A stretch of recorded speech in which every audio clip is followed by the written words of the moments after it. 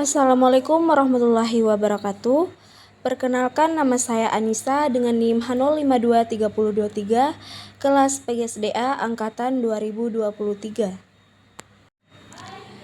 Baik, di sini saya akan memaparkan materi terkait tentang prinsip kurikulum dalam pembelajaran dan komponen tujuan dalam kurikulum pendidikan. Yang pertama, prinsip-prinsip penerapan kurikulum dalam pembelajaran. Nah, pembelajaran merupakan perpaduan dari dua aktivitas, yaitu aktivitas mengajar dan aktivitas belajar. Aktivitas mengajar menyangkut peranan seorang guru dalam konteks mengupayakan terciptanya jalinan komunikasi harmonis antara mengajar itu sendiri dengan belajar. Kunci pokok pembelajaran ada pada seorang guru pengajar, tetapi ini bukan berarti dalam proses pembelajaran hanya guru yang aktif, sedang peserta didik pasif. Pembelajaran menuntut keaktifan kedua pihak yang sama-sama menjadi subjek pembelajaran.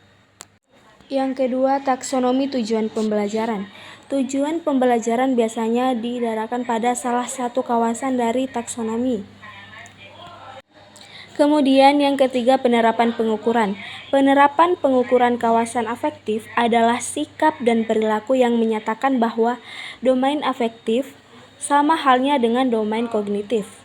Menyatakan bahwa tersusun dalam urutan hierarkis sedemikian sehingga masing-masing kategori perilaku atau diasumsikan merupakan hasil dari kategori perilaku yang di bawahnya.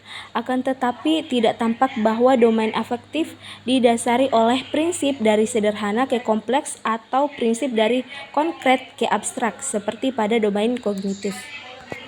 Yang keempat, taksonomi Merrill.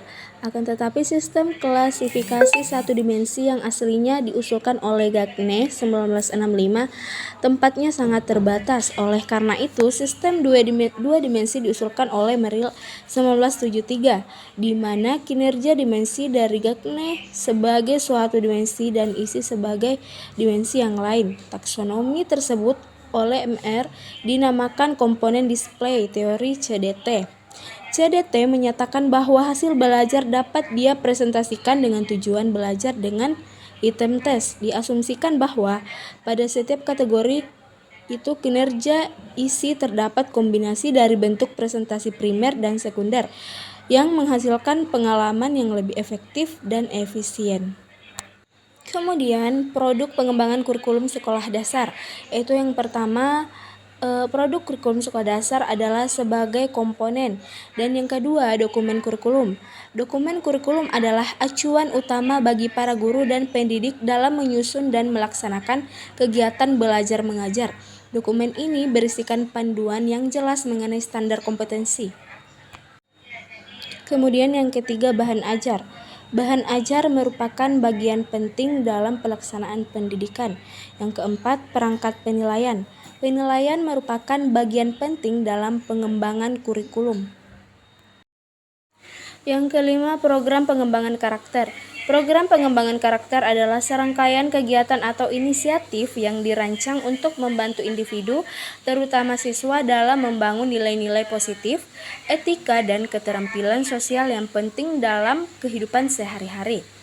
Program ini sering diintegrasikan di dalam kurikulum pendidikan untuk menumbuhkan karakter seperti integritas, tanggung jawab, empati, kerjasama, dan kepemimpinan. Kemudian yang keenam, program pembelajaran remedial dan pengayaan. Pembelajaran remedial pada dasarnya untuk meningkatkan kuantitas. Kemudian yang terakhir, evaluasi dan review kurikulum. Evaluasi kurikulum meliputi analisis terhadap afektivitas dokumen kurikulum, bahan ajar, perangkat penilaian, serta program remedial dan pengayaan. Baik, itulah materi yang sempat saya paparkan. Saya akhiri dengan ucapan Assalamualaikum warahmatullahi wabarakatuh.